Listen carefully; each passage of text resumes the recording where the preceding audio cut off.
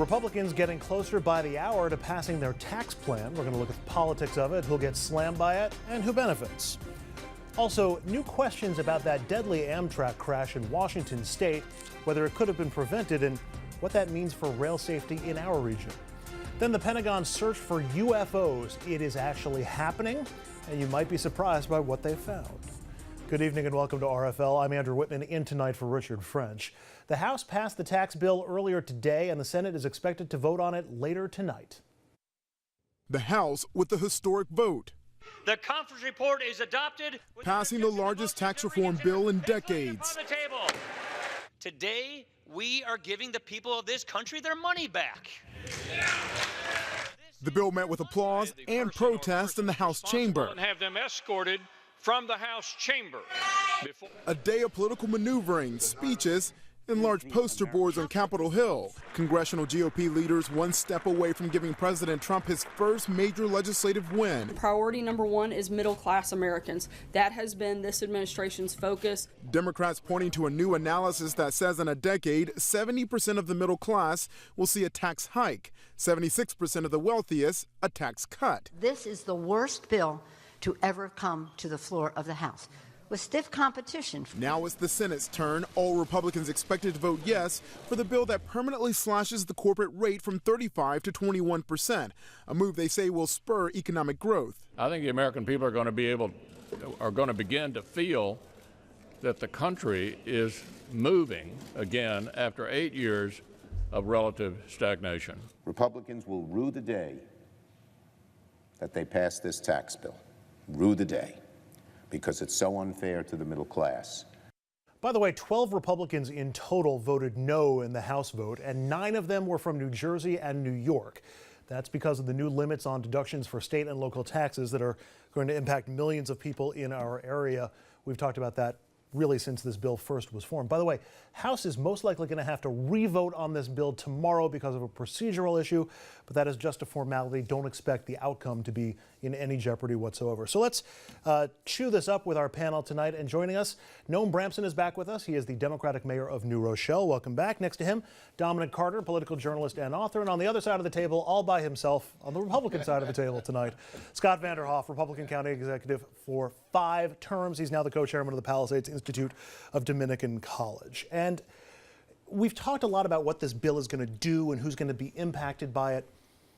I want to shift just to the politics of this because we're less than 11 months away from the midterm elections. You know this bill is going to be a big part of the midterm campaign. Scott, give me the argument that we're going to get from Republican candidates and Republican incumbents in favor of this bill. How are they going to use this bill to seek election and re-election next year? Well, I mean, part of it is that they won't really have the full effect of the bill, and that, I mean, so to an extent they won't have the hammer that, but they can talk about having achieved something, which I think is about the biggest thing they can do. Now, forgetting New York, okay, which this is not good for, you know, there are those who say the majority of people in the middle class will get a tax break.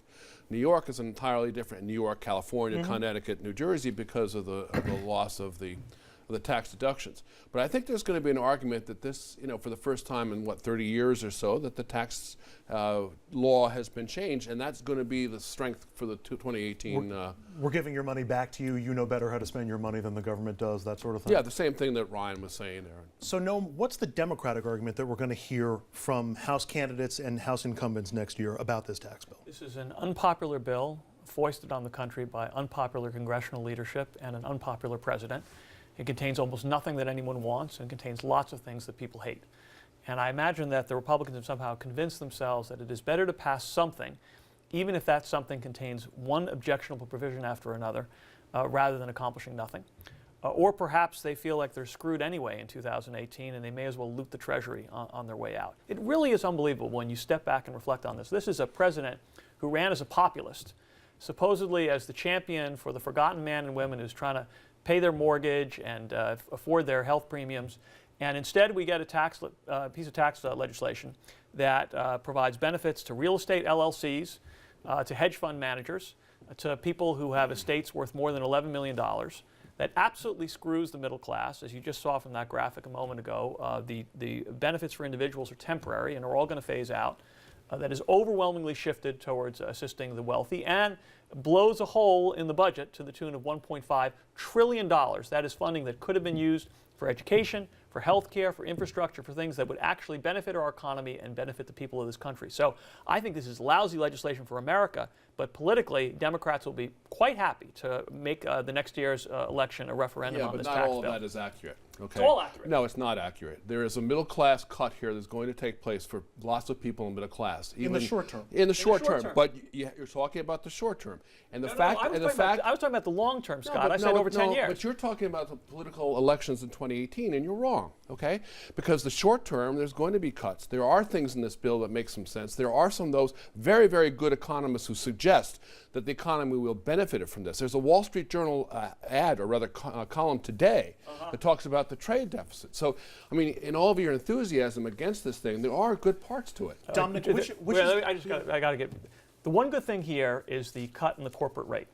And if the proposal had been to reduce the corporate rate to 25%, which is exactly what Mitt Romney proposed 4 years ago, in the context of a revenue-neutral tax bill that also provided meaningful long-term benefits to the middle class, I think lots of Democrats would have supported it. That is not what this legislation is. The overwhelming majority of nonpartisan economists have concluded it's not going to goose the economy the way that you said. No, there are a lot of economists. The Wall Street Journal editorial page is not a dispassionate. The column analyzing the trade deficit. Yeah. Go read it. But we may be more in the weeds here on the details than most voters are going to face as they confront this next year. Dominic, which of the two arguments that you just heard do you think is going to be the most compelling for voters next year?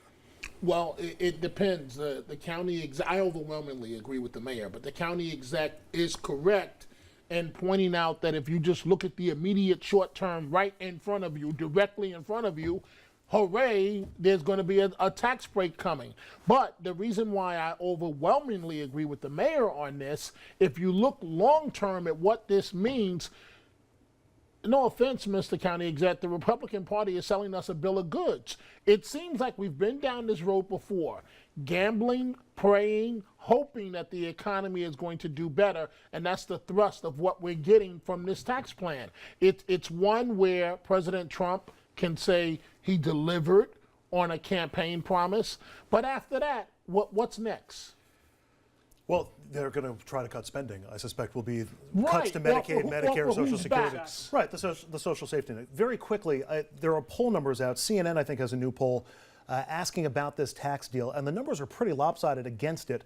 33% in favor of it, 55% opposed. There are other polls that show it closer and show more support for it. But just remember what happened in 2010 with the health care bill in advance of a midterm election. It was unpopular, not as unpopular as these numbers are. And that, of course, was right at as we began the Republican wave, the Tea Party wave of 2010. One other topic I want to get to our two executives here. Property values. I've heard reporting that property values could take a hit up to 10% in our region because everything's going to be so much more expensive about home ownership. If that happens, what's the impact on both homeowners and on municipalities and counties if everybody's property value goes down up to 10%? No? Well, on this, I agree 100% with what Scott said earlier.